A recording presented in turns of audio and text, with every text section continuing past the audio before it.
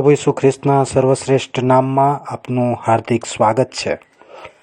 પવિત્ર શાસ્ત્ર બાઇબલમાં યોહાનની લખેલી સુવાર્તા એનો 19મો અધ્યાય અને વચન 6માં આ પ્રમાણે વાંચીએ છીએ. જ્યારે મુખ્ય યાજકોએ તથા સિપાહીઓએ તેને જોયો ત્યારે તેઓએ બૂમ પાડીને કહ્યું કે એને વધસ્તંભે જડો, વધસ્તંભે જડો. પિલાત તેઓને કહે છે કે તમે પોતે એને લઈને વધસ્તંભે જડો, કેમ કે મને તો એનામાં કંઈ પણ ગુનો માલુમ પડતો નથી. જે રાતે પ્રભુ ઈસુ ખ્રિસ્તને પકડવામાં આવ્યા અને તેમની તપાસ કરવામાં આવી, તેમનામાં કોઈ દોષ ન મળ્યો.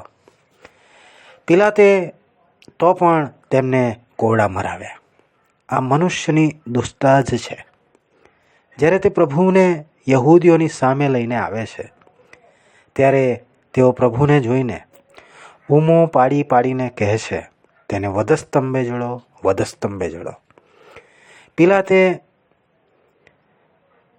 તેમનામાં કોઈ દોષ ન મળ્યો તો પણ તેણે પોતાની સહમતિ આપતા કહ્યું, તમે પોતે તેને વધસ્તંભે જડો, કારણ કે હું તેનામાં કંઈ દોષ જોતો નથી.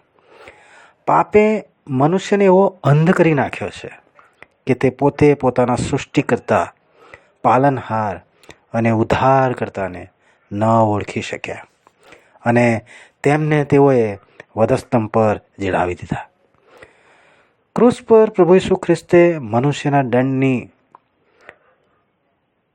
સહી લઈને મૃતકોમાંથી ત્રીજે દાડે પાછા જીવી ઉઠ્યા કે તેમના પર વિશ્વાસ દ્વારા મનુષ્ય પાપની માફી મેળવી શકે, ઉદ્ધાર મેળવી શકે. આજે તમારી સામે સૃષ્ટિકર્તા, પાલનહાર અને ઉદ્ધારકર્તા પ્રભુ ઈસુ ખ્રિસ્તની સુવાર્તા અર્થાત સારી વાત સંભળાવવામાં આવી છે. તેની પર તમે પણ વિશ્વાસ કરી ઉદ્ધાર મેળવી શકો. ઈશ્વરને તમારા માટે એ જ પ્રાર્થના છે.